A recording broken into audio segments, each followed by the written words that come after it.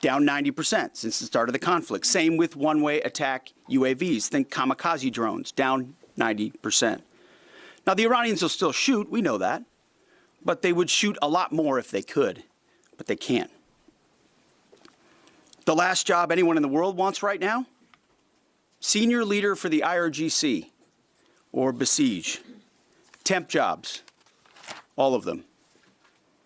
And to borrow a page from Admiral Ernest King in World War II, we've decided to share the ocean with Iran. We've given them the bottom half. We've damaged or sunk over 120 of their Navy ships, with battle damage assessments pending for many more. See, oftentimes we have to wait a few days on battle damage assessment to get the real number. Their surface fleet is no longer a factor. Their submarines, they once had 11, are gone. Their military ports are crippled. Iran has terrorized the United States and our interests for 47 years. Their core industries, not steel or agriculture or tourism, their core industries are state-sponsored terrorism, proxy militias, underground networks, ballistic missiles, and a violent, messianic, Islamist ideology chasing some sort of apocalyptic endgame. A regime like that, refusing to abandon its nuclear ambitions, is not just a regional problem. It's a direct threat to America, to freedom, and to civilization. The world, the Middle East, our ungrateful allies in Europe, even segments of our own press, should be saying one thing to President Trump. Thank you. Thank you for the courage to stop this terror state from holding the world hostage with missiles while building or attempting to build a nuclear bomb. Thank you for doing the work of the free world. Yesterday's ceremony reminded us why we fight. Not for nation building or democracy promotion, but to crush direct threats to America, Americans, and our interests. We fight to win, and we are winning on our terms, following our objectives. My 13-year-old son popped into my office last night while I was editing these remarks. He asked about the war and the families I met at Dover. And I looked at him and I said, they died for you, son, so that your generation doesn't have to deal with a nuclear Iran. It's the truth, and they did. So to the families who said, finish this, we will. And I say the same to every American who wants peace through strength. May Almighty God continue to bless our troops in this fight. And again, to the American people, please pray for them every day, on bended knee, with your family, in your schools, in your churches, in the name of Jesus Christ. To the troops, keep going, and Godspeed. Over to you, Mr. Chairman. Thank you, Mr. Secretary. Ladies and gentlemen, good morning, and thank you all for being here. I also had the honor yesterday, as the Secretary said, of traveling up to Dover with the President to welcome home our 6 fallen. It was an honor and a privilege for me to be there and to say thank you to their families. And I want to mention their names this morning.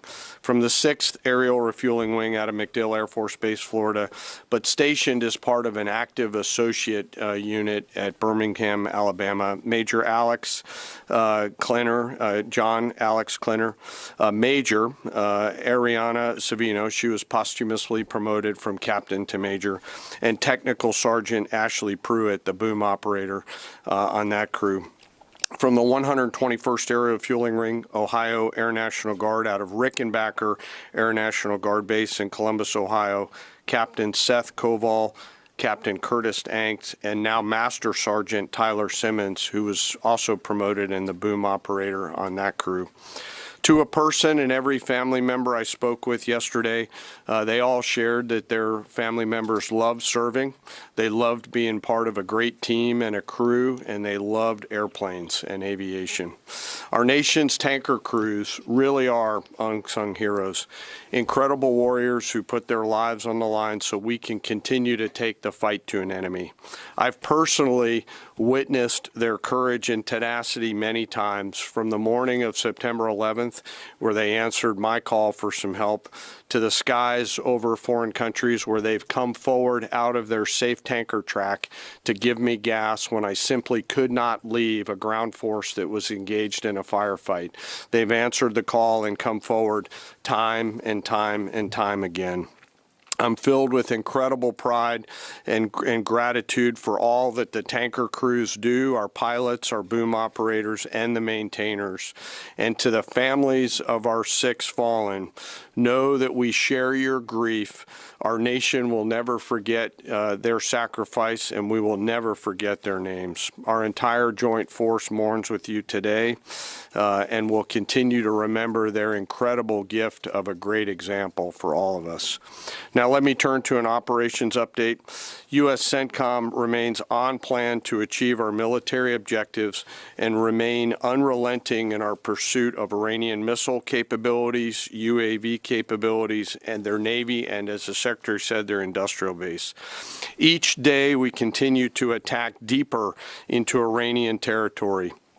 As reported by U.S. Central Command yesterday, the U.S. military dropped 5,000-pound penetrator weapons into underground storage facilities, storing coastal defense cruise missiles and other support equipment. These weapons are bespokely designed to get through concrete and/or rocks and function after penetrating those barriers. We continue to hunt and kill mine storage facilities and naval ammunition depots. We continue to hunt and kill afloat assets, including more than 120 vessels and 44 mine layers, and the pressure will continue. We're flying further to the east now and penetrating deeper into Iranian airspace to hunt and kill one-way attack garrisons, destroying Iran's ability to project power outside of its borders. The A-10 Warthog is now in the fight across the southern flank and is hunting and killing fast attack watercraft in the Straits of Hormuz. In addition, AH-64 Apaches have joined the fight on the southern flank, and they continue to work on the southern side, and that includes some of our allies who are using Apaches to handle one-way attack drones. Breaking is coming in right now. This is a SpiceJet aircraft that has suffered a pressurization snag during approach to Fujairah. It's West Asia, Boeing 737 with 150 people on board. This was a flight to Fujairah, and this is in Saudi. I beg your pardon, this is in United Arab Emirates, Fujairah city in UAE, and the SpiceJet aircraft experienced a snag while approaching Fujairah. That's the breaking news we're getting in right now. And a SpiceJet Boeing 737, almost 150 people on board, had a cabin pressurization snag while operating a Delhi to Fujairah flight. And the aircraft has landed safely, no one injured. It was grounded for the checks and resumed flying after the required rectification was carried out. During the descent, the aircraft suffered cabin pressurization snag, and then there were alerts in the flight deck twice, as per a senior official probing the case. And a SpiceJet spokesperson said that there was a technical issue during the descent, and the aircraft landed safely. All passengers disembarked normally. Aircraft was subsequently grounded for necessary checks and maintenance and resumed normal operations the following day. So that's the breaking news we have right now. SpiceJet suffering a cabin pressurization snag, and this is an active process of pumping compressed air into an aircraft's cabin to maintain a safe, breathable environment while flying at high altitude. So that's what cabin pressurization is. If there could be a problem which can lead to breathing issues as well. So that's it's a method to keep comfortable level of people on board even at altitudes. and airplanes pump pressurized air into the cabin. And there was a snag in that, as we understand, and this has been reported on a SpiceJet aircraft flight to Fujairah in United Arab Emirates, been affected by the region. These cities have been in the news for the West Asia. Captain Kabir Malik joins us live on the broadcast for more. If you could just explain to our viewers how does cabin pressure really works and what could have really caused this snag? See, this is concerned with the sensor also, and so many technical sagas there inside the cabin pressurization system connected with the APU and the engine also. Once when there is some problem with the sensors, so there would sign in the cockpit of losing of pressurized in the fuselage, and maybe another 3-4 more reasons of this. So definitely, I'm sure it's connected with the engine also, because this series of aircraft, so they are creating this technical. They are facing these days this kind of technical problem of this series of aircraft. So I'm sure that is concerned with some technical issue of engine and the cargo, which is there is a machinery inside which is generate the artificial air for the cabin, which maintain the pressure inside the fuselage. Definitely, some connecting wires or some of the sensors or some leakage would be there. That's why it had happened, and I'm sure that this kind of aircraft it not would be in use of further in the industry, because you can see in every month or every week such kind of problems are we are facing of this series of aircrafts. Right. Captain Malik, this could be, really, really harmful, as far as the passengers is concerned. If you could just explain the physiological effects, because it could lead to even breathing issues, isn't it? As per my concern and my experience, what I just noticed in past many years, even in 25 and 26 also. So, the condition of aviation is very poor, because there is no spy agency on this any airline. Even the manufacturing company are not just taking care of the aircraft also, and the engineers are not as much as qualified which is required for the particular machinery. They kind of engineer. They are looking after all series of engines and the machinery of the particular company. They are shifting from one company to another company on the contractual basis, and their efficiency of work is a question these days. And we have to be noticed why we are just doing all this. It's the result of cost cutting, and they want to make profit for the company or something else. So this is the reason, and the companies, these type of companies, they are playing the playing the life of the passengers, and it is really very shameful for our industry that it is a very big industry in the world, and India. In Indian sector, we are facing such these problems. Except of any world you can see, there is not such kind of problems are raising every day. But in India, you can say every minute, every week, we used to we are facing such these kind of problems. So definitely would have be some agencies which they will keep spy on them and find out what is the problem and the of the system of the aviation. It's now whole in the question mark these days. All right. Captain Malik, appreciate you joining us on Republic TV with your reading of the situation. We are shifting focus to other stories, viewers. But before that, time for a very, very short break. But we'll tell you more about how the U.S. intel report has flagged concerns over Pakistan developing missiles with nuclear payloads that can even threaten the United States. This is talking about an intercontinental ballistic missile.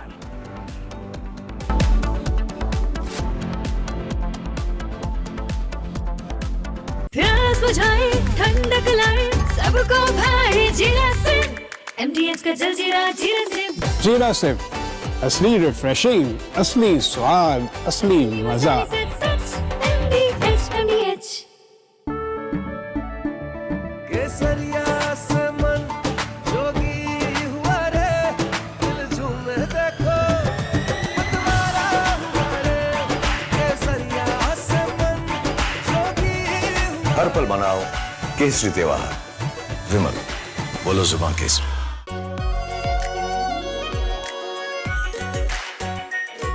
Pure शाही paneer masala, delicious, healthy every day. First we saw the people dying, the killings, and that's continuing, destruction of infrastructure, and now the economic impact. The economic impact will affect everybody across the world. You know, the price of LNG, cooking gas has already gone up. So it is a very serious problem. We're all going to suffer. So we all have to work to make sure it ends soon. And I hope that, led by our Prime Minister, etc., we will work on that. ठीक है मंटू भेज दे रहा है ठीक है ना भेज रहा मंटू अरे अनुसरी होगा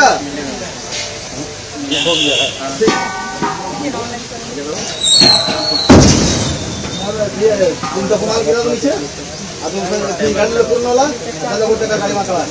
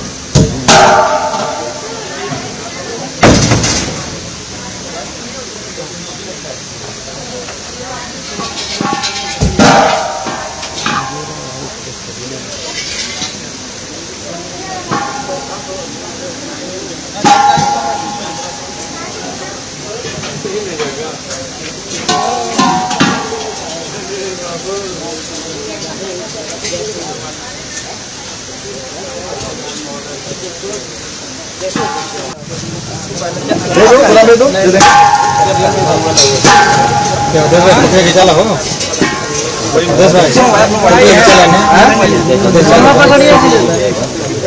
ठीक है ना हम बात करेंगे क्या हुआ ठीक है ना भैया बोलेंगे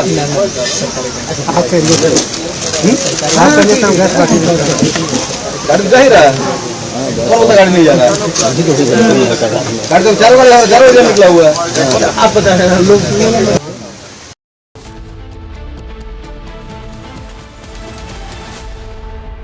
चमकी चाट से क्या बना है सैंडविच लस्सी और छाछ हर घूंट में चमकी चाट ड्राई फ्रूट और दही बड़े चमकी चाट से स्वाद बढ़े असली स्वाद सिर्फ चंकी चाट.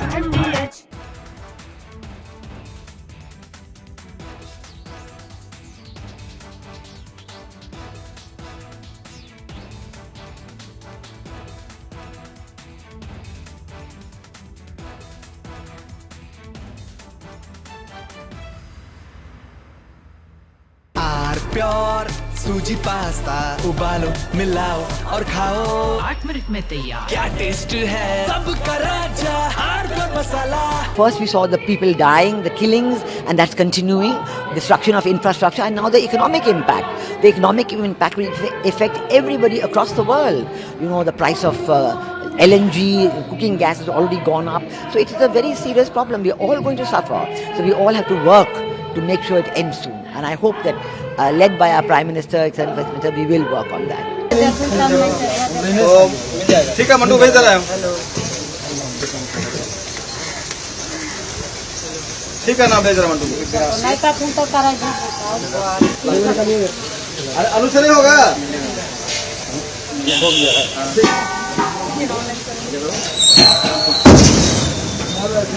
तुमचा कुणाल गिरा तो नीचे अजून गाडी पूर्ण होला त्याला कुठे गाडी मागवा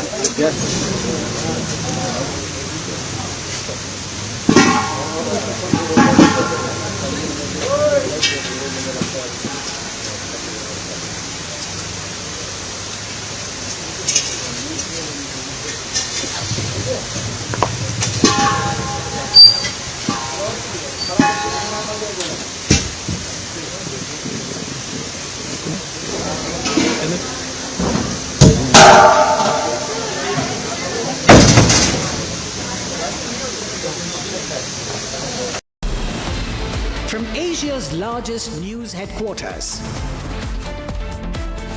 setting the agenda for Bharat.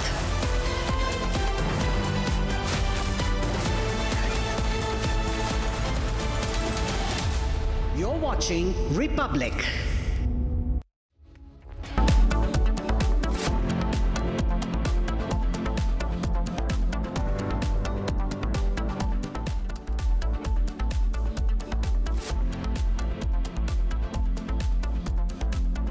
Hello and welcome. You're watching Live and Breaking on Republic TV with me, Ishita Mitra. Now, viewers, on day 20 of the war in West Asia, Pete Hegseth declares US is raining death and destruction over Iran while also calling out European allies ungrateful. We'll get you all the details on that, but first up, headlines.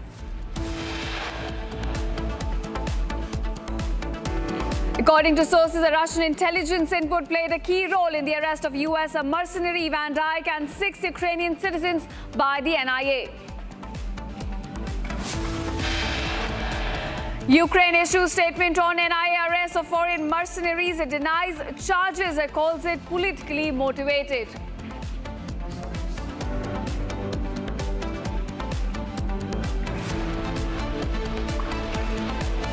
US intelligence report claims Pakistan developing missiles with nuclear payload and adding that Pakistan advanced missiles now threaten United States.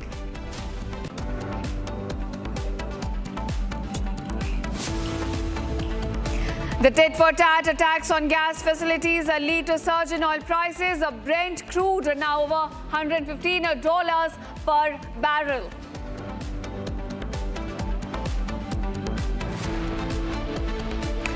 Anil Ambani appears before CBI, questioned today as well as questioning to continue tomorrow.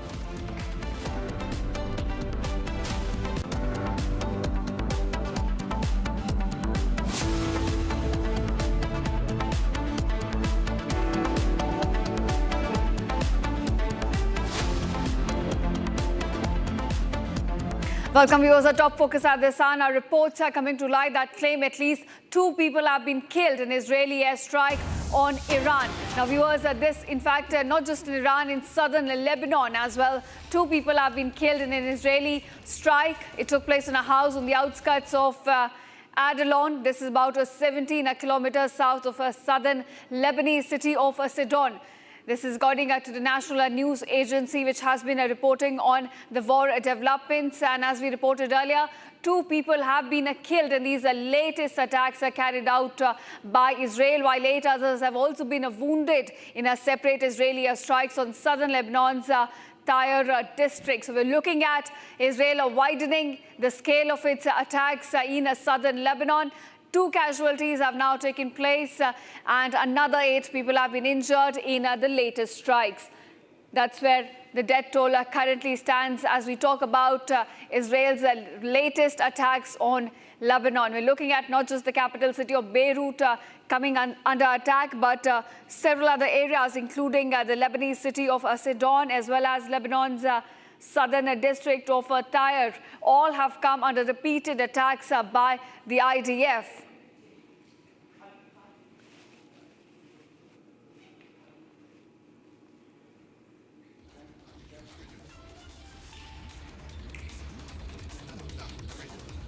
And now viewers, India's energy lifeline is under pressure as about 22 Indian flagged ships carrying over 1.67 million tons of crude oil, LPG as well as LNG remain stranded in the Strait of Hormuz following the US-Israel strikes on Iran.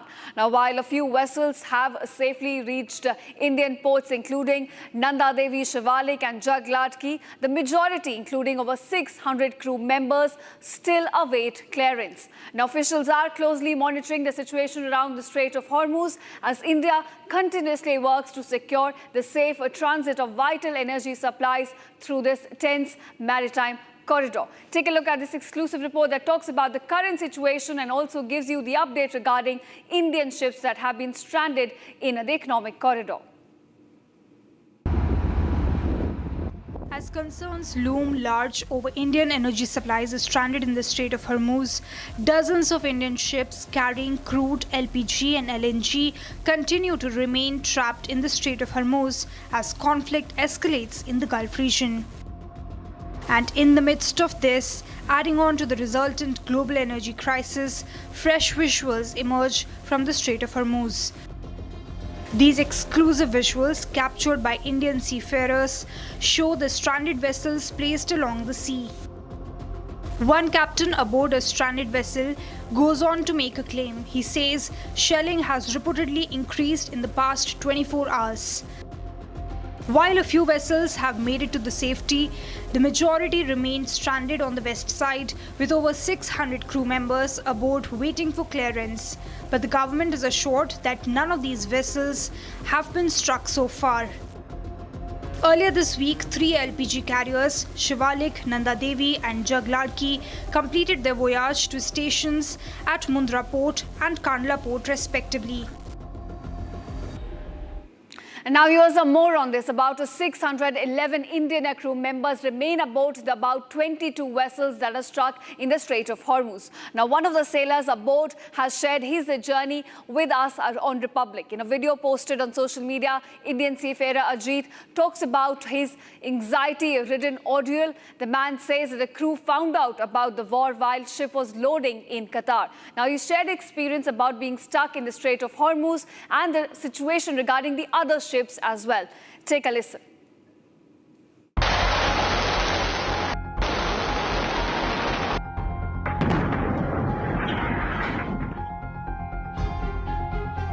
The war between US, Israel and Iran has resulted in the Strait of Hormuz being weaponized. While Indian ships had permission to cross the strait, at least 22 Indian vessels remain stuck in the contentious waters.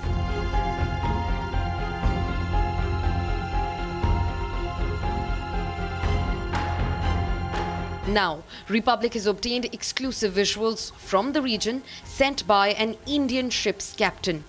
The captain reports that shelling has increased in the past 24 hours. We are feeling safe now. Now there is no much panic as long as, the naval ships are patrolling around us and our all government is helping us, our company is helping us. Whatever our requirements are. So that is totally fine. Apart from that, yes, we have been witnessing the attacks, missile attacks in and out of Iran and other countries, especially the last night, today early morning, there were around hundreds of missiles were fired to the Iran. That was a bit scary and very unfortunate. The Indian ministries have taken cognizance of all Indians aboard, briefing that the crew is safe and sound. सभी भारतीय जहाज और भारतीय नाविक including 611 जो कि west of state of Hormuz में हैं, 22 इंडियन फ्लैग वेसल्स पे सभी सुरक्षित हैं और कोई घटना की सूचना नहीं है. Iran, meanwhile, has stated that no ship will pass through the Hormuz for the next 24 hours.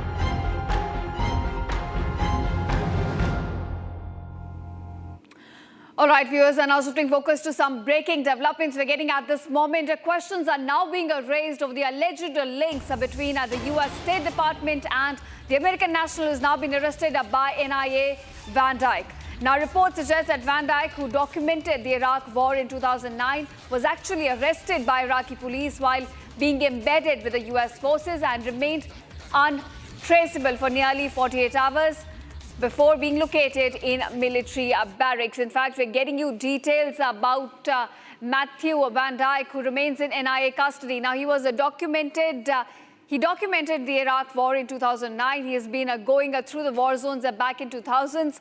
He was then arrested by the Iraqi police in the same year as he was covering the war in the region. And then he was rescued by the U.S. military. In fact, remember, he was untraceable for about 48 hours, according to U.S. State Department. And then the State Department located him in military barracks. Now, remember, at this time, he was embedded within the U.S. forces while he was covering the war as well. Now, U.S. State Department, in fact, secured his release. And Iran labeled Van Dyke as a Jewish spy. So when he was released, there was a report put up by Iranian media, which in fact labeled him as a Jewish spy. Now, post-Iranian report, the State Department had to ask Van Dyke to leave Iraq as soon as possible, and he left the country way before his scheduled departure. Certain restricted areas which are restricted in India, and there are certain protected areas. So for those areas, you need a permission to travel there, and whether they were in possession of this particular permission or not, it is now in the court. It will be presented, and thereafter we'll come to know. But I would refer you to what the NIA has had to say. I haven't gone into the technical details of it, but I understand that they may be wanting of certain documents for traveling to that part of India. There are certain restricted areas which are restricted in India, and there are certain protected areas. So for those areas, you need a permission to travel there, and whether they were in possession of this particular permission or not, it is now in the court. It will be presented, and thereafter we'll come to know. But I would refer you to what the NIA has had to say. I haven't gone into the technical details of it, but I understand that they may be wanting of certain documents for traveling to that part of India.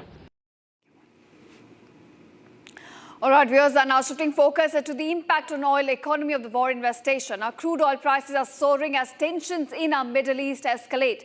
Brent crude has now jumped to about $114 per barrel, while US's West Texas intermediate rose to about $97.30. Now in India, MCX crude touched about 9,000 rupees and 99 per barrel, up more than 1%. And meanwhile, we're also looking at impact on our US national debt, which has now crossed about $39 trillion just weeks into the ongoing conflict in Iran, certainly adding more pressure on the global markets. Now we're looking at the impact on not just the markets, oil prices, all across the global economy has been impacted by the ongoing war. And I'm now being joined by Arn Loman Rasmussen, a chief analyst and head of research global risk management on this. All right, Rasmussen, thank you so much for joining us on Republic TV. I want to ask you, we've seen crude prices now jumping about $115 per barrel. And this comes as Iran has now vowed to attack oil facilities all across the Gulf nations. So how do you gauge this recent spike in oil prices, and where do you see it going forward? Thank you for inviting me. Yeah, I think it reflects that we are seeing a severe escalation in the conflict now. We have moved into a phase where we are attacking energy installations. We are moving up the escalation ladder. And I think the market is starting to realize, especially the futures market that we are looking at here, are starting to realize that this crisis may extend for a longer period of time. Not only may the war extend, but the closure of the strait may extend also beyond, let's say, if the US stop bombing. And we are starting to see an effect on physical installations. Oil production may not recover as fast. Refinery capacity may not recover. LNG supplies may certainly not recover as fast as believed just a few days ago. And the bombings, the escalation yesterday was certainly something I guess shocked the market. Right. Now we've already seen about 48% rise in the prices of crude since the war began. And there were warnings issued by Iran saying it could also touch $120 per barrel. Do you also see it going in that direction in the coming few days? I don't know how we are going, but we are certainly moving into a phase where what is going to sort of stabilize the market, what is going to clear the market. And it is basically that we need to see what you call demand destruction. We basically need demand to give in to the high prices. And I'm not sure we are there yet with Brent around 115. In that respect, there's probably more upside. We are probably starting to see demand destruction in some gas, LPG, where the market is clearing, but we have to move higher. But of course, we see there are various initiatives to push more oil into the global market. We had the strategic reserves. We saw that Scott Bessent just said that he got unsanctioned Iranian oil, basically making the Iranian oil at sea, which is probably maybe 50, 100 million barrels available for buyers. So they will not be sanctioned if they buy Iranian oil. That oil used to go to China. It could also give some leeway for the market, but it still doesn't cure the underlying illness, which is that the Strait of Hormuz is closed, that oil installation, energy installations are now being attacked across the Persian Gulf. So I'm concerned that we are moving higher, both in oil, the refined products like diesel, jet fuel, but also for LNG, the liquefied natural gas. Right. Mr. Rasmussen, you brought up Strait of Hormuz. I have to ask you this. There were reports that Iran is now mulling over the idea of imposing tax and toll on ships to allow them a safe passage through the strait. If you think, that bill is passed indeed through Iran's parliament, what impact are we looking at then on the global supplies of oil and crude?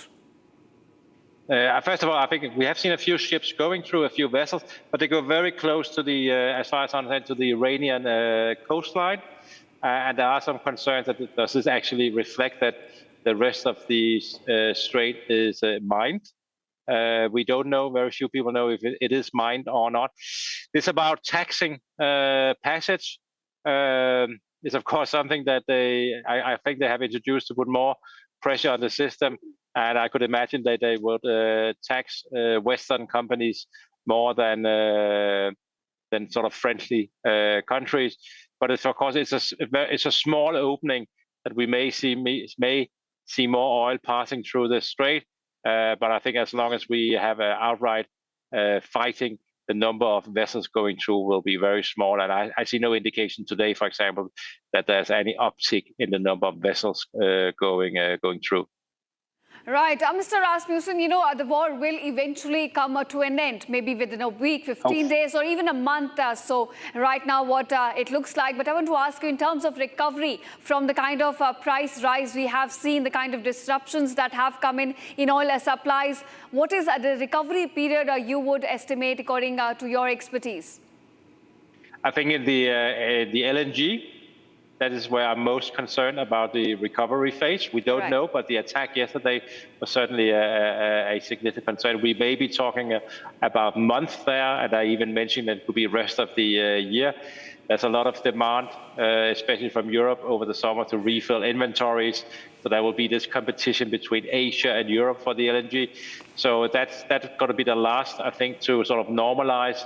Crude oil, I guess, could probably relatively fast normalize, and then we have the refined products like diesel, jet fuel, gasoline. I'm especially still concerned that it will take a significant amount of time before jet fuel and gas oil are normalized. There we are probably talking also 2 or 3 months after a potential ceasefire and a potential reopening of the strait. And I also think the strait reopening will take some time because you have to make sure that it is secure.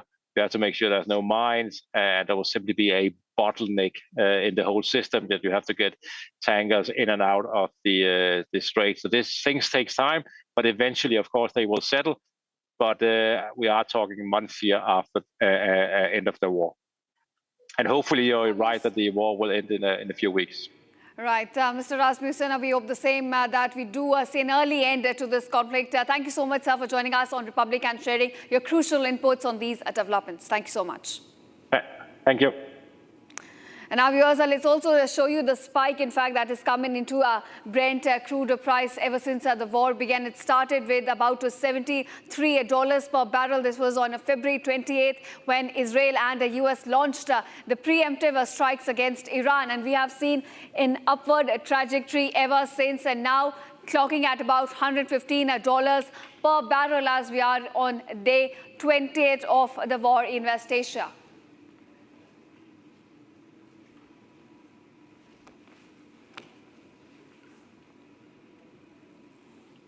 And now, viewers, new developments are coming to light. They have emerged in the NIA probe regarding the foreign mercenaries present in India. Now, drone warfare training, cross-border networks, and even sleeper cell links have come to light. And now, sources say it was a Russian intelligence input that helped track and then arrest an American national and 6 Ukrainians. Now, all accused of training armed groups are back in Myanmar and also with possible spillover into India's northeast. Now, on these allegations, Ukraine has also hit back, saying that these are politically motivated allegations against its nationals. We'll get you all the details in this report.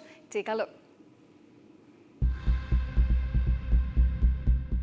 7 foreign nationals, 6 Ukrainians and 1 American, Matthew Van Dyke, now in NIA custody till March 27th. Investigation now becoming murkier regarding mercenaries' role in destabilization India plot.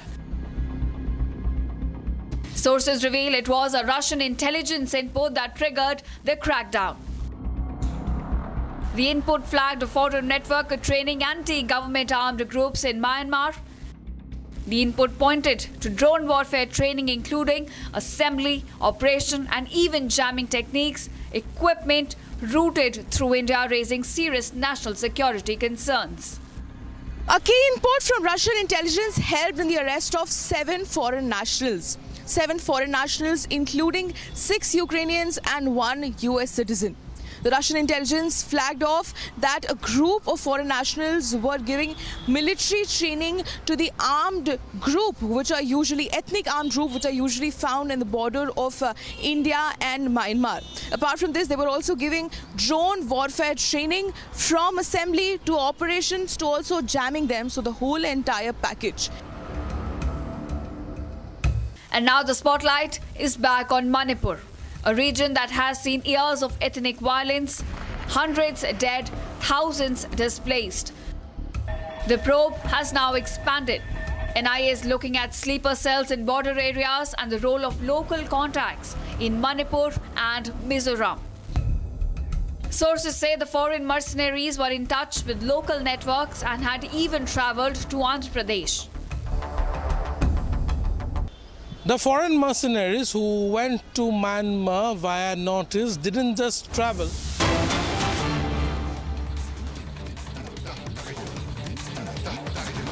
Constitute its leadership and launch large-scale attacks against the homeland.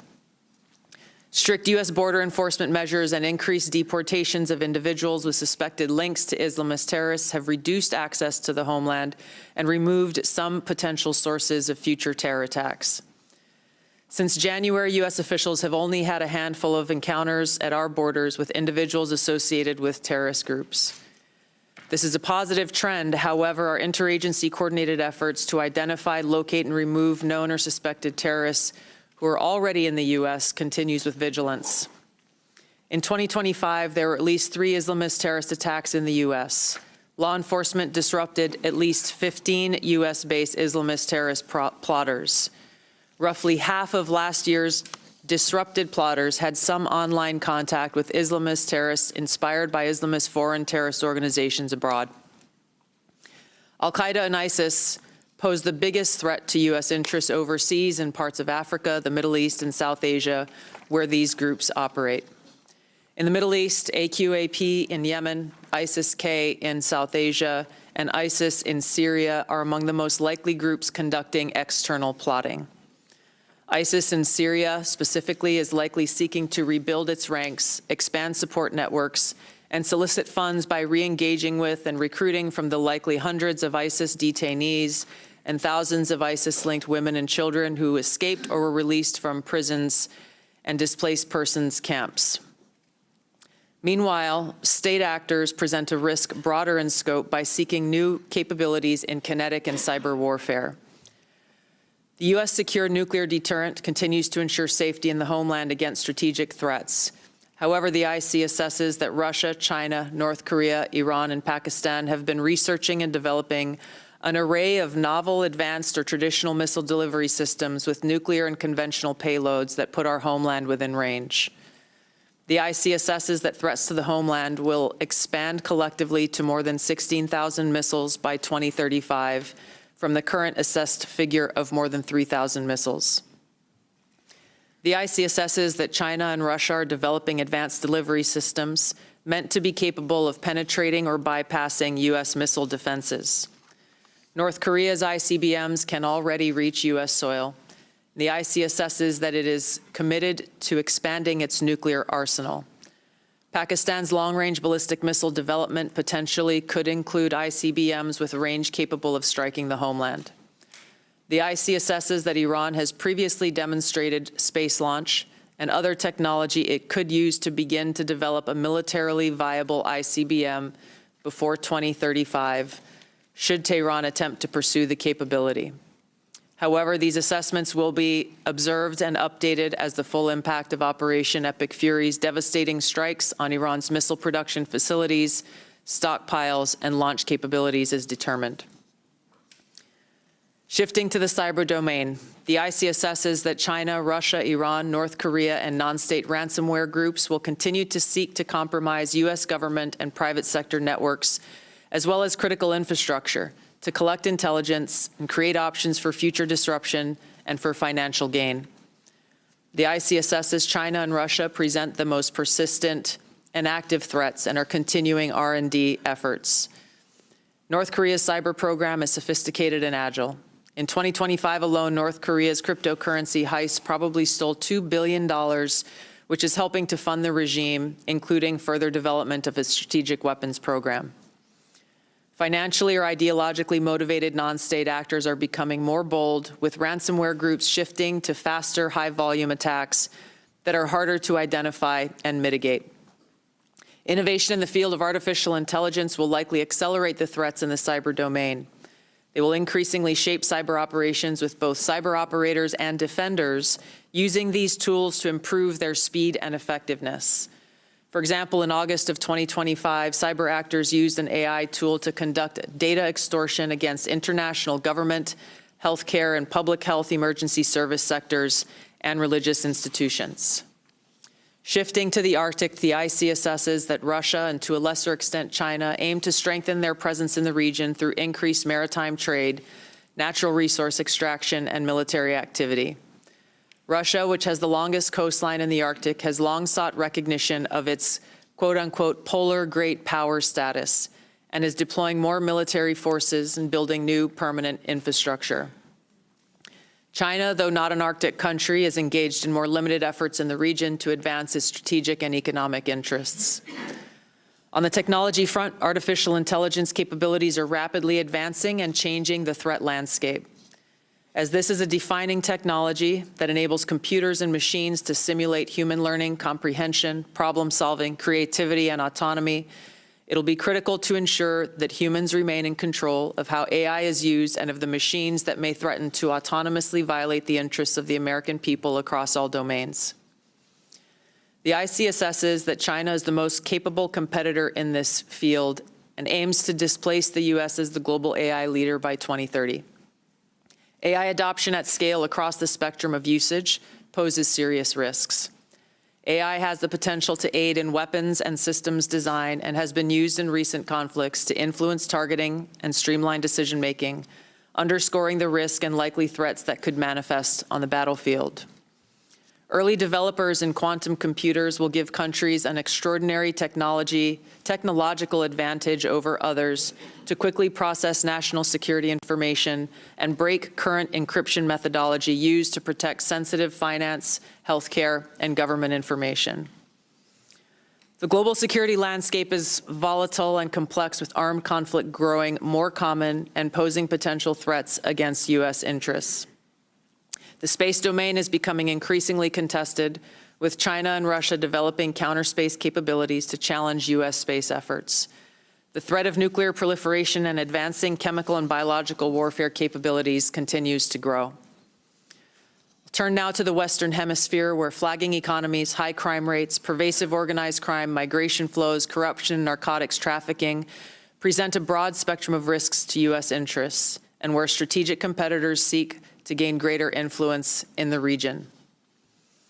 The IC assesses that Latin America and the Caribbean almost certainly will see hotspots of volatility in the coming year, with the potential to undermine or distract from countries some countries from improving economies and living conditions and tackling illicit drug flows and cartels. The U.S.-Mexico-Canada Agreement review in 2026 will likely increase uncertainty in many Latin American countries, especially those that rely on Mexico as an export destination for intermediate goods for manufacture and onward export to the U.S. China, Russia, and Iran are seeking to sustain economic, political, and military engagement with Latin America. The IC assesses that China's demand for raw materials is likely to drive continued economic outreach, while Russia likely wants to expand its current security and diplomatic ties with Cuba and Nicaragua.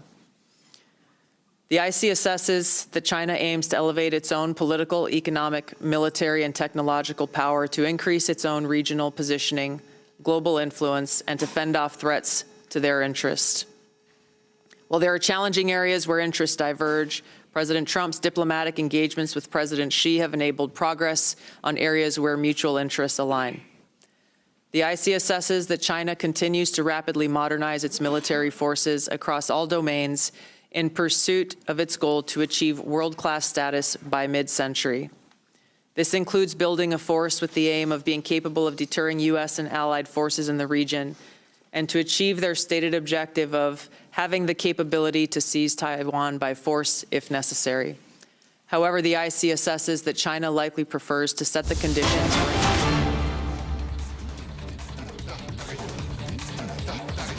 Anil Ambani being questioned by the CBI for 7 straight hours, 7-hour grilling by the CBI.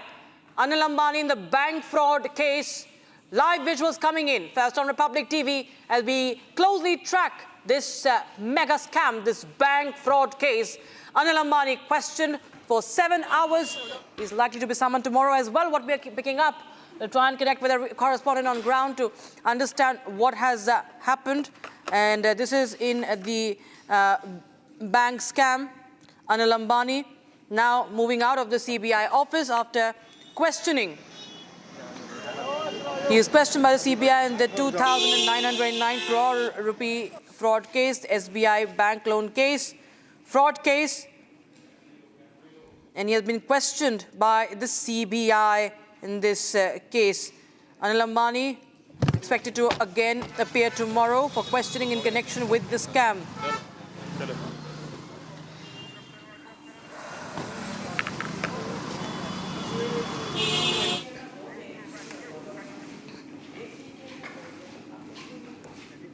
All right, Republic TV tried to confront Anil Ambani after his questioning concluded for the day. And Republic TV getting you these shots first on Republic TV.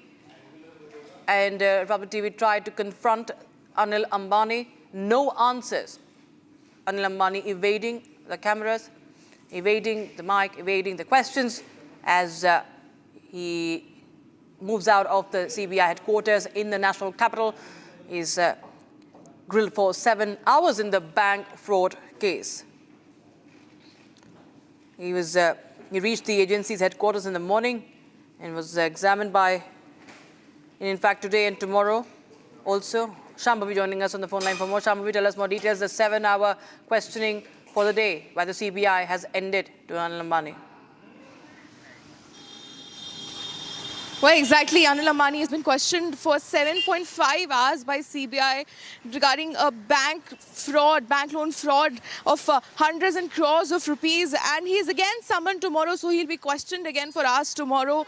We tried to confront, we tried to ask questions from Anil Ambani, but he evaded. He was seen evading the camera. He was seen evading a mic. He was seen evading with joined hands. And again, this comes as a huge update that, again, he's been summoned again tomorrow and he will have to come and answer the CBI's questions regarding hundreds and hundreds of crores of taxpayers' money that, and there are several allegations on Anil Ambani, be it diversion of money through fictitious transactions, be it cheating, be it criminal conspiracy. These are the main charges on which the CBI asked questions from Anil Ambani today and will continue to do so even tomorrow.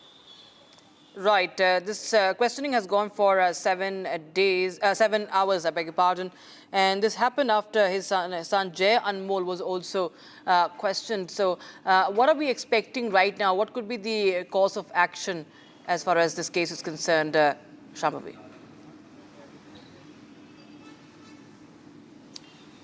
So again, not just his son, but his wife was also summoned, and there are several summons that has been issued against the entire Ambani family by ED as well, not just by CBI, but ED, and is being probed extensively on multiple matters by ED and CBI, both his son Anil Ambani and his wife Tina Ambani. They've evaded summons a lot of times as well when summoned by ED, but he was not able to protect himself from the summon today, and he had to appear, he had to answer questions. And as I mentioned, there are several allegations that CBI is accusing Anil Ambani and his associates of. One is cheating, the other is criminal conspiracy, and third is diversion of loan money through fictitious transactions. These are the three main charges that CBI is accusing Anil Ambani of.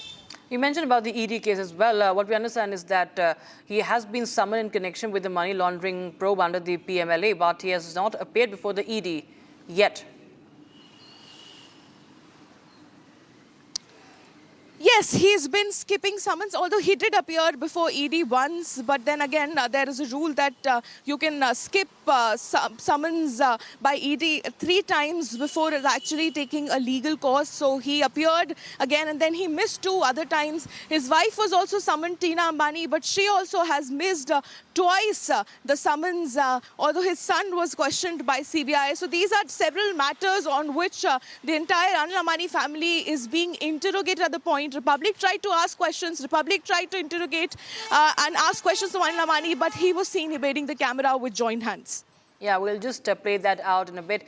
In a few seconds from now, we'll play out that sequence when Republic TV questioned Anil Ambani. You can see the moment he exited from the headquarters, he folds his hand, but he refuses to speak. He keeps mum on the questions that have been put forth, have been put across to him with regards to this questioning. He's been questioned for 7 long hours, and as Shambhavi is pointing out, that he will be questioned tomorrow as well. Now, the CBI probe centers on the alleged diversion and misuse of loan funds extended by the CBI and a consortium of banks to Reliance Communications. Viewers, let's take a listen to this sequence that we've just recorded.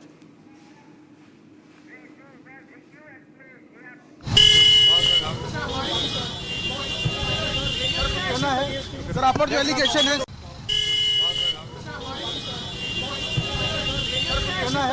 Sir आप पर जो allegation है sir आप पर allegation है sir आप पर जो एलिगेशन है सर कुछ कहना है आपको सर आप पर एलिगेशन है बैंक छोड़ के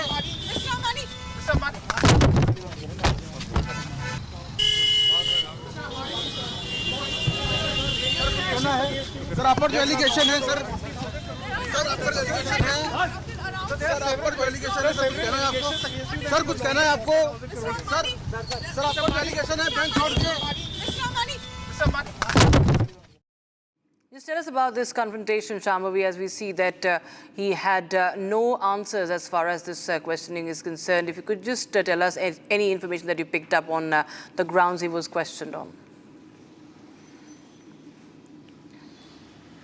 See, the main grounds that he was questioned on was cheating, criminal conspiracy, and transfer of loan funds, diversion of loan funds through fictitious transactions. And also, the agency has conducted searches at his residence before, at his office before, and has secured key documents from there. So those could also possibly be the grounds on which he would have been questioned. Apart from that, and this is in regards to hundreds and crores of money, let me tell our viewers, hundreds and crores of money that have been diverted through fictitious transactions, through shell companies and through other routes which are illegal, where he and his family and his associates have been allegedly involved and is being probed by not just CBI but by ED as well. Several summons has been issued since 2025.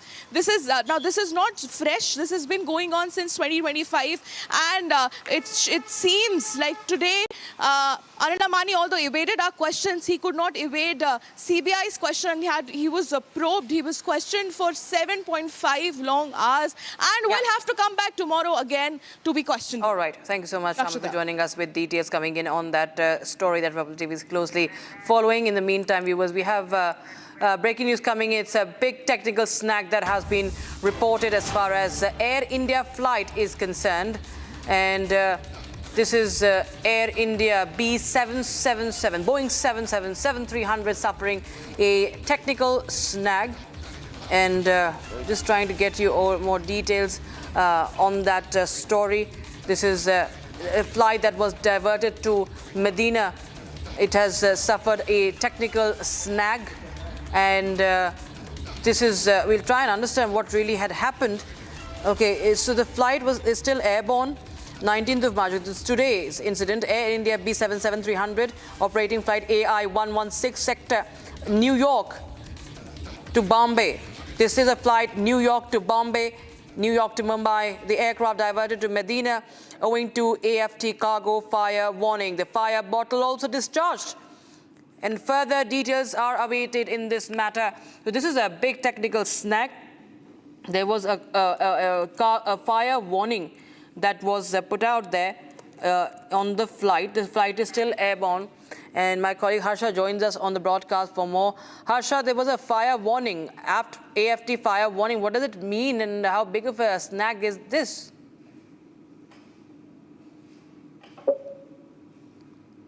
Yes, you rightly pointed out, this is a very serious and very dangerous issue where a cargo was seen. There was a fire alert in the cargo of the Air India AI-116 Boeing 777-300, which has been diverted to Medina. The more worrisome issue is it has been diverted in the war situation when the so many airstreams have been asked by the airlines not to pass through, and it was clearly stated that this is a very serious and very dangerous situation. The DGCA prelim report has been shared immediately, but Rakshita, this is a very serious situation because the fire extinguisher bottle was discharged from the cargo. It was following a safety procedure by the pilot in command, because at that particular time it was very important that any untoward incident doesn't happen. Whether it was just an alert from the cargo or whether actually there was some fire erupting from the cargo, that is more to be known from the side of Air India. What has been told to us is that the flight is still airborne. It is still airborne. That means it is still dangerous, and it will be landing at the Medina airport, and after that the necessary checks will be done of this particular aircraft of Air India AI-116, which was bound to go to Mumbai from New York, which took off today only from New York. It was supposed to land in Mumbai late in the evening, but it was diverted to Medina. Very dangerous and serious situation. We have approached Air India for a statement on this particular tech snag, because it's a very worrisome tech snag that how can there be a fire or smoke alert in the cargo. That AFT, really it has caught a cargo fire, because immediately when there was a fire signal, the pilot says that there's something dangerous, and therefore immediately the fire bottle was discharged from the cargo following a safety procedure, also to give an alert to the ATC in the Medina and the ARC in Delhi as well. Now we have to look into the for the investigation will take place. Right. Many thanks, Harsha, for joining us with those details on the story. Meanwhile, we'll continue to get you more breaking news, viewers, on this bulletin, but time for a very, very short break. Don't go anywhere.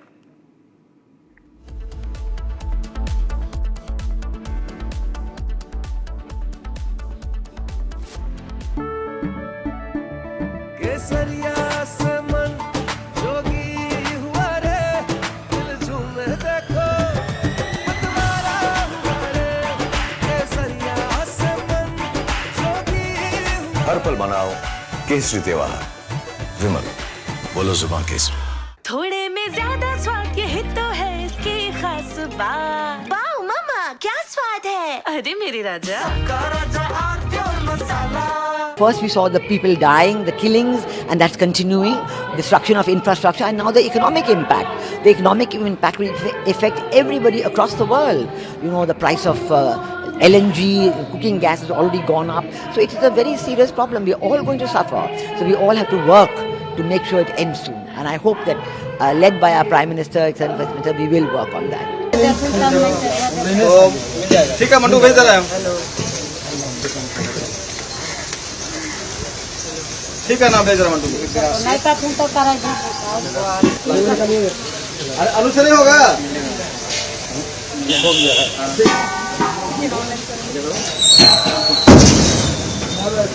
तुम तो कमाल किया तो नीचे अब तुम गाड़ी ले पूर्ण वाला चलो वो टका गाड़ी मार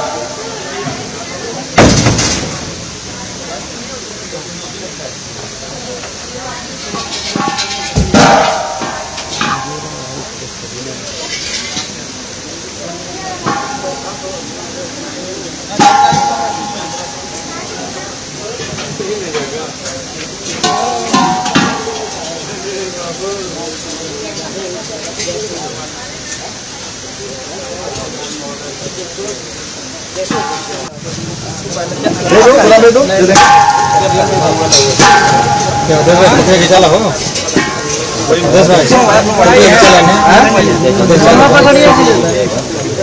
ठीक है ना हम बात करेंगे कहीं क्या हुआ ठीक है ना भैया बोलेंगे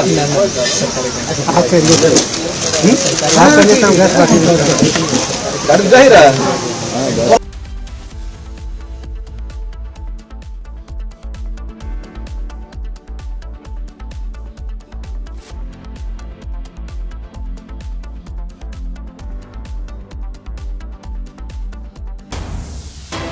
Breaking news coming in right now. Now, amid the war, Russian journalist Steve Sweeney and his camera person have been injured in southern Lebanon after a strike hit near them while they were reporting. Both are conscious and they're receiving treatment for the shrapnel wounds. We'll just play out that video. Russian journalists injured. They've been wounded in the strikes in Lebanon as they were reporting on the war. And we've seen how Israel has been conducting incessant strikes in Lebanon. Here's the video. Okay, to see. Along the border, including the Al-Marj outpost opposite Merkaba, and carried out drone strikes on the Al-Raheb site near Aitar al-Shab. Further rocket attacks were reported against Nahariya and a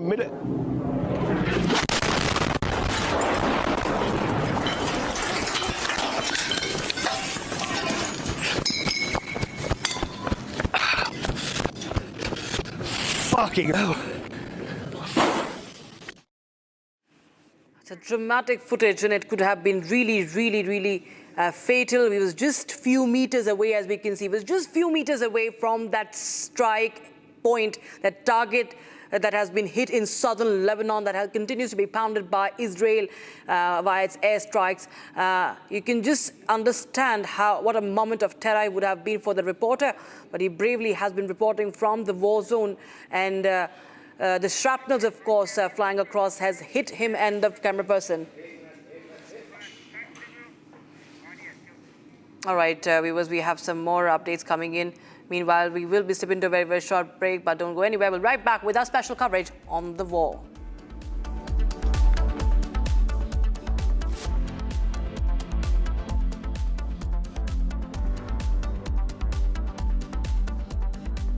थोड़े में ज्यादा स्वाद ये तो है इसकी खास बात। वाओ मामा, क्या स्वाद है? अरे मेरे राजा।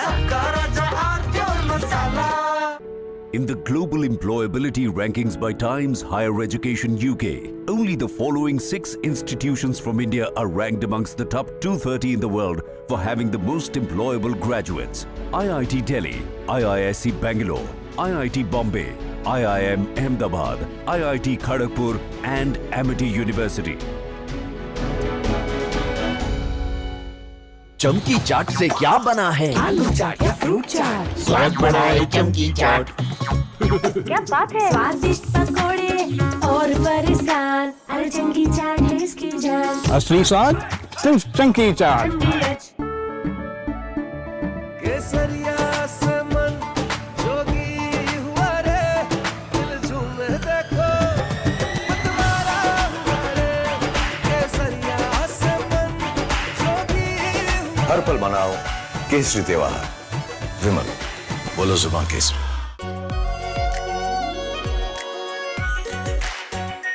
आर प्योर शाही paneer masala, delicious, healthy every day.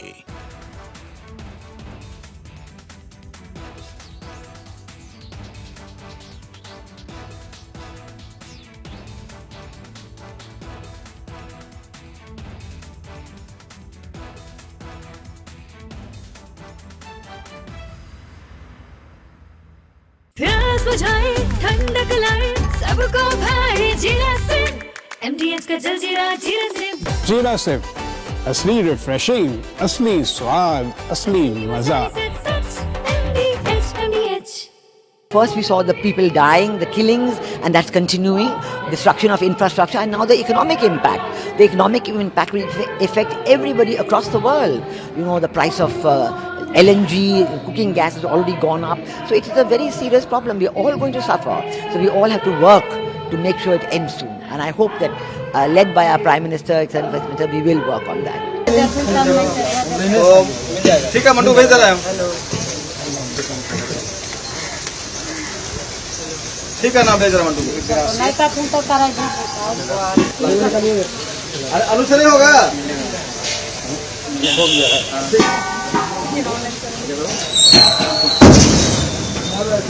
तुमचा कुणाला केला नीचे अजून गाडीला पूर्ण होला त्याला कुठे का गाडी मागवा।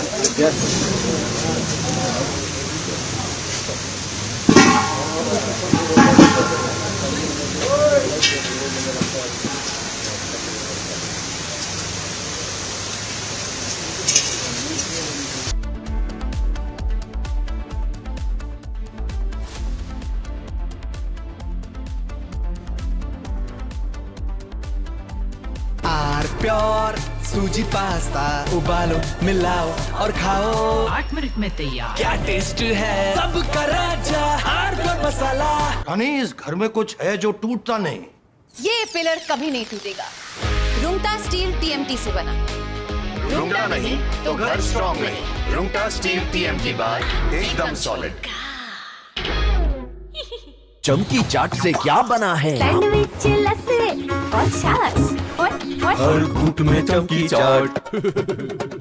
ड्राई फ्रूट और दही बड़े, चमकी चाट से स्वाद बढ़े। असली स्वाद सिर्फ चंकी चाट। केसरिया से मन जोगी हुआ रे, दिल झूमे देखो मतवारा हुआ रे। केसरिया से मन जोगी हुआ। हर पल मनाओ केसरी त्योहार। विमल, बोलो जुबान केसरी। थोड़े में ज्यादा स्वाद, यही तो है इसकी खास बात। वाओ मामा, क्या स्वाद है? अरे मेरे राजा। First we saw the people dying, the killings, and that's continuing, destruction of infrastructure, and now the economic impact. The economic impact will affect everybody across the world. You know, the price of LNG, cooking gas has already gone up. So it is a very serious problem. We are all going to suffer. So we all have to work to make sure it ends soon. And I hope that, led by our Prime Minister, we will work on that. ठीक है मंटू भेज दे रहा है। ठीक है ना भेज रहा मंटू। अरे अनुसरी होगा।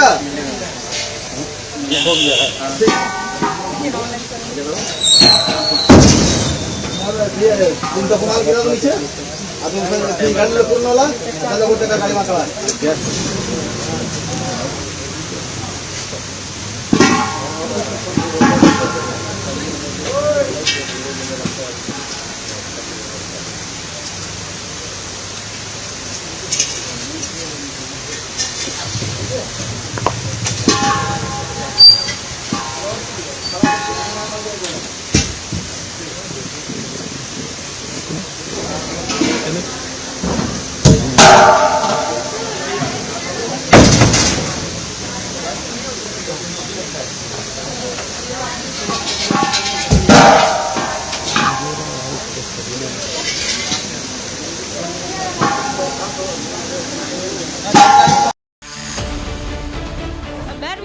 Mercenary, a CIA agent.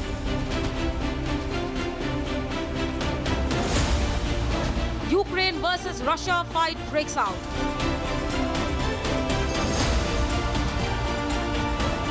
American deep state at work in India, debating tonight at 8 p.m.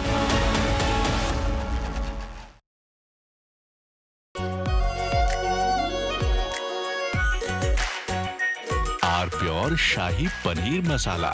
Delicious, healthy, every day. In the global employability rankings by Times Higher Education UK, only the following 6 institutions from India are ranked amongst the top 230 in the world for having the most employable graduates. IIT Delhi, IISc Bangalore, IIT Bombay, IIM Ahmedabad, IIT Kharagpur and Amity University. चमकी चाट से क्या बना है? Sandwich लस्सी और छाछ और हर घूंट में चमकी चाट। अब बताओ स्वाद आया? आया। असली स्वाद सिर्फ चंकी चाट।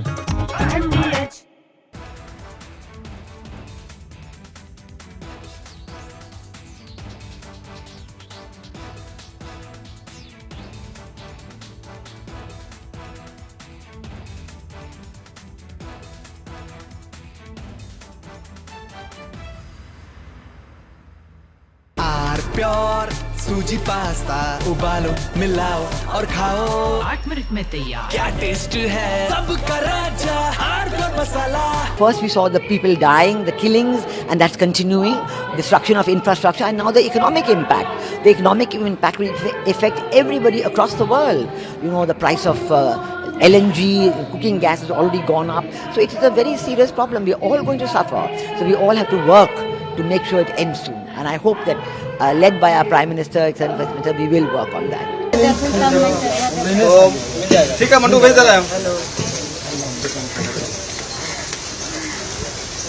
ठीक है ना भेज रहा मंडू। अरे अनुसरी होगा।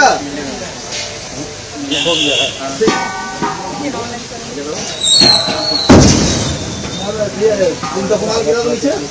अभी उसमें गाड़ी ले पूर्ण वाला, चलो वो तेरा गाड़ी मारता है।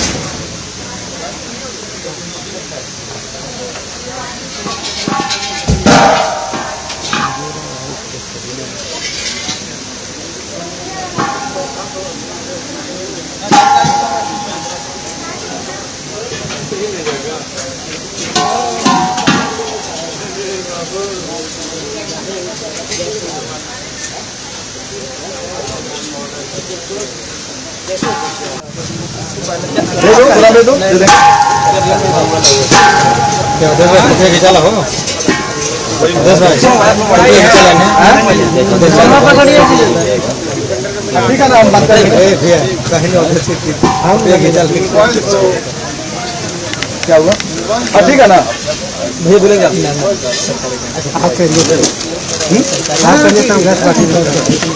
गाड़ी जा ही रहा है कौन गाड़ी नहीं जा रहा है गाड़ी तो 4 बजे निकला हुआ है आप बता रहे लोग ये FFCCS foundry for cooperative society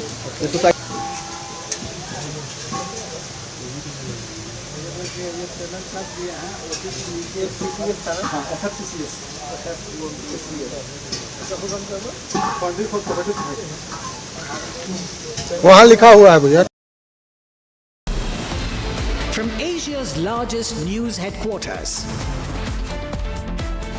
setting the agenda for Bharat.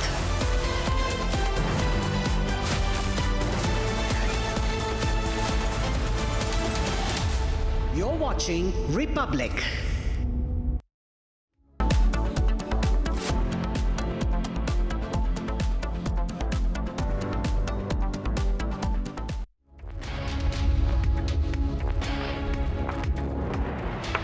Hello and a very warm welcome. You're watching Republic TV. I'm Gesu Bharadwaj, also being joined by my colleague Rakshita Mishra on the broadcast. And we're going to be talking about what's happening in West Asia as tensions continue to escalate, and also the fact that 22 Indian vessels continue to remain stuck in the Strait of Hormuz. Right, Gesu, the impact of this war is immense, and it only continues to widen. Republic TV will be getting you each and every angle. But first, a quick check of the headlines. The world, the Middle East, our ungrateful allies in Europe, even segments of our own press should be saying one thing to President Trump. Thank you.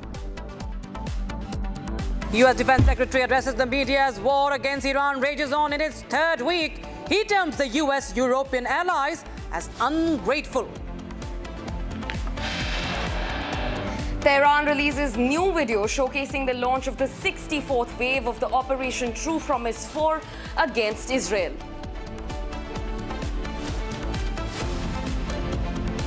Ukraine issues statement on NIA arrest of foreign mercenaries, denies charges, calls it politically motivated. According to sources, a Russian intelligence input played a key role in the arrest of a U.S. mercenary Van Dyke and 6 Ukrainian citizens by the NIA. U.S. intel report claims Pakistan is developing missiles with nuclear payload and that Pakistan advanced missiles threaten the United States.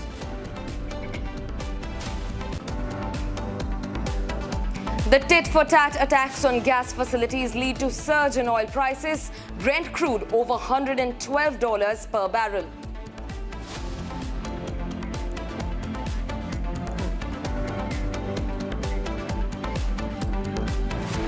Viewers, we start with big breaking news coming in. It's a big technical snag that has been reported on an Air India flight. This is the B777-300 aircraft, VTAER, operating flight AI 116 from New York to Bombay, New York to Mumbai. The aircraft diverted to Medina owing to the AFT cargo fire warning. There wasn't a warning, the alarm that went on. And then the fire bottle has also been discharged. It's a big technical snag. It's a safety scare, rather. We're trying to get more details as we connect to our correspondent. But this is an international flight we are talking about of Air India. And this could have been very, very dangerous. Air India flight. This is New York to Mumbai, and it has been diverted to Medina.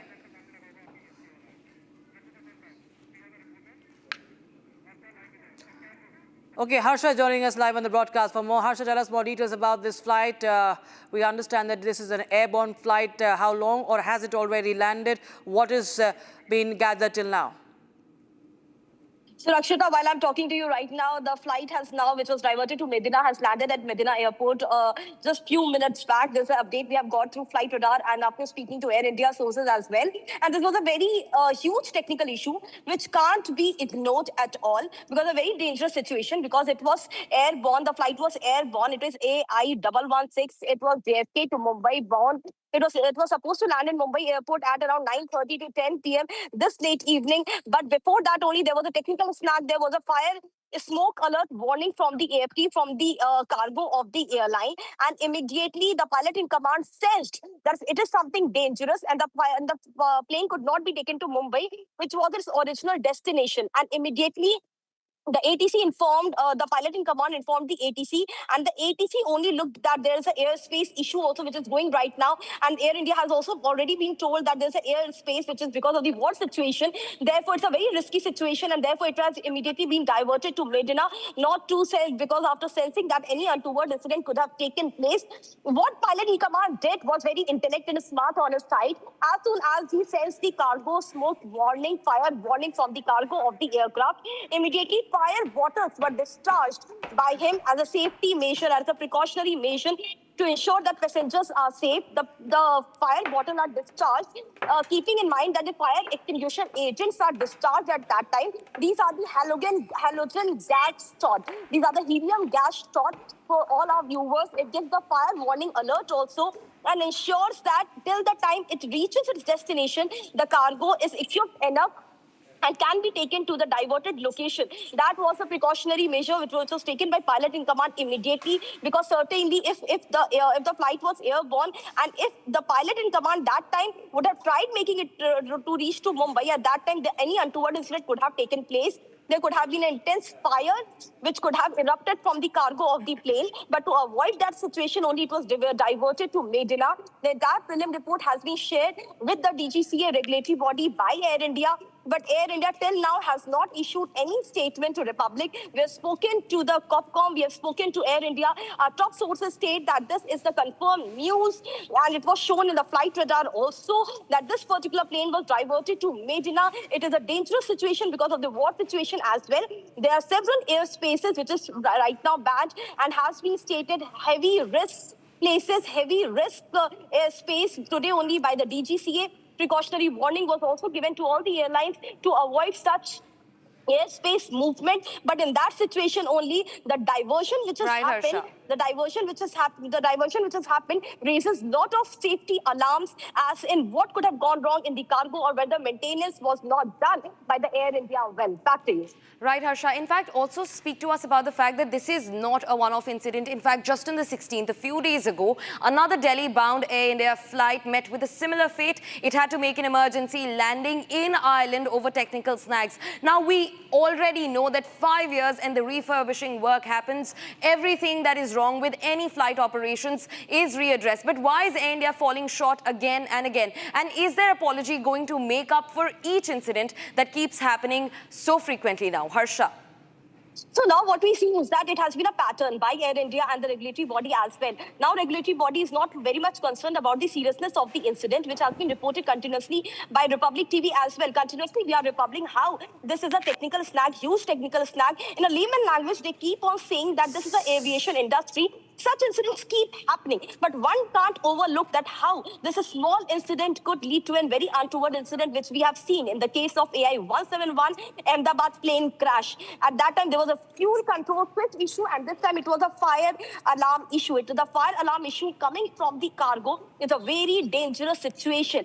Imagine if a fire alarm continues to give alert and warning to the pilot in command in the cockpit. That means after 10 minutes, if not controlled, if the situation is not controlled and any measures is not taken, then there could be immense fire in the engine of the aircraft as well. And when the engine is on fire, the entire plane could crash. So that's the seriousness of the issue. And Air India, mostly with their Boeing aircraft, what we have seen is that Boeing 787, Boeing 777, Boeing 737, all these aircraft of Boeing, which is told that they're highly skilled aircraft, but back to back the technical snags keep on appearing and occurring in the Boeing aircraft majorly. This is also the Boeing aircraft. Morning we reported that was also a Boeing aircraft. Back to back, the mechanically skilled aircraft Boeing fails to ensure the passenger safety. That's the voice we are raising here at Republic, which DGCA can't ignore. Back to you.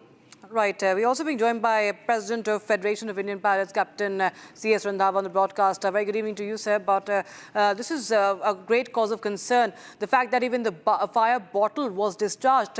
How would you explain this snag, and how serious is this? You see, any cargo fire which takes place in the front cargo or the aft cargo, now you have certain amount of fire bottles which can be discharged once the warning comes into the cockpit. Now, the fire warning, when it comes to the cargo and it is uncontrolled, then the situation is land as soon as possible. Now, the cargo fire per se cannot cause engine fire. So the fire, once it could be, there could be two types. One is an actual fire which could take place, and the second would be a false warning which will come. Now, sometimes it has been seen, especially in the mango season when the flights are going outbound from India.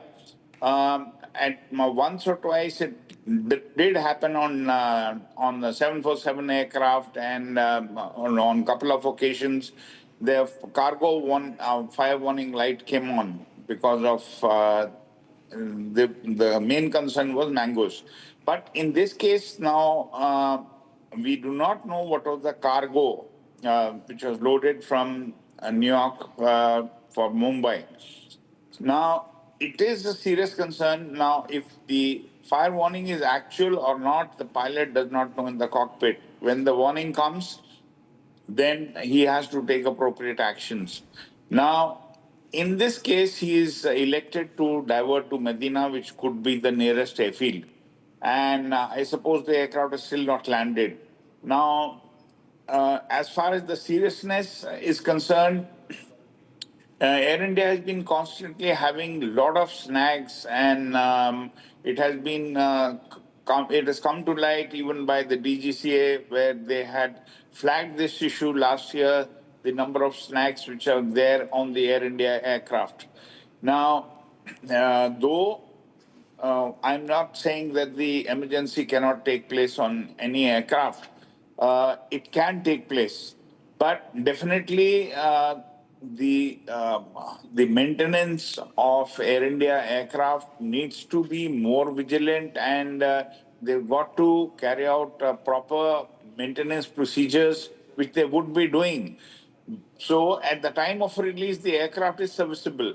But later on, what happens is that if there is a malfunction in the any component or there is, in this case, this was a fire warning. So it could lead to a very serious situation. Like cargo fire, if uncontrolled, then it can even, lead to a crash because the aircraft will burn off before it lands. So it is Right, serious, but I still say that there are two types of fire warnings. One is actual and one could be false. Right, So if the aircraft is still in the air, it could be a false warning. And Air India needs to thoroughly investigate, and DGCA will also come into the picture because this is going to be investigated. Definitely. And borrowing from your point of, thorough investigation that Air India is supposed to do, we also know that Air India uses both carriers, Airbus as well as Boeing. And we've seen these untoward incidents occur in Boeing flights specifically that are with Air India. So is this just a maintenance lag from Air India's end, or is it a larger problem of still continuing procurement from Boeing, which has come under scanner time and again? And what is the way out in case Boeing has to be held accountable for this, sir? As far as the Boeing 777 is concerned, it's a very safe aircraft and proven all around the world. I would say that this is one of the best machines after 737, NG aircraft. This has been the most successful machine manufactured by Boeing. As I said, that on any aircraft, whether it's an Airbus 350 or a 787 or a 777 aircraft, any aircraft which is flying, like even on the roads, if you see a brand new car can have snags. Similarly, aircraft can have snags. But the problem is that more of Air India flights are having snags and they are coming out with malfunctions. Now, that is a little serious because they need to thoroughly investigate. Now, it has to be seen whether the aircraft are going on the MEL and what is the MEL release. And if the snags were persistent, that means they have to have a serious look at those snags which are repetitive in nature. So this one introspection Air India needs to carry out, because the number of snags which are occurring and the failures which are occurring on the Air India aircraft are increasing day by day. So they need to keep a check on this. Definitely it is not a Boeing problem, but I feel it is Air India needs to be more vigilant in their maintenance procedures and checks. Right, many thanks, Mr. Captain Randhawa, for joining us with your reading of the situation. Right now, viewers, we shift our focus now to the war zone, showing you those powerful images that actually make you understand the impact of this war, the scale of the war. And war reporting, of course, is something that you can really see the dangers, the risks that come in with it. RT correspondent Steve Sweeney, along with his camera person, were injured after a strike in southern Lebanon. We're going to play out that visuals, what really followed, how a shrapnel wounded the group.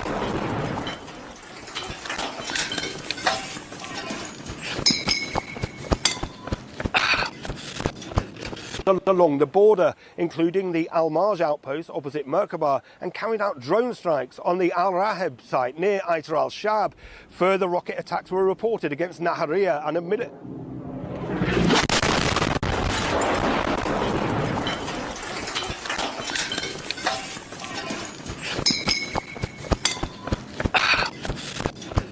along the border, including the Al-Marj outpost opposite Merkaba, and carried out drone strikes on the Al-Raheb site near Aitar al-Shab. Further rocket attacks were reported against Nahariya and a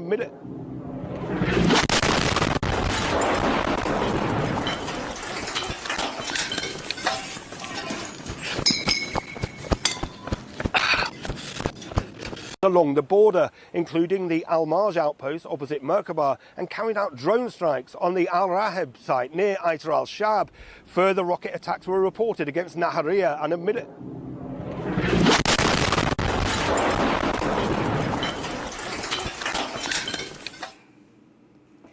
Viewers, since the first day of this war, Republic has been asking a pertinent question. Who is this war for? What is it going to achieve? Now, in fact, today, Republic continues to ask the pertinent question, and that's because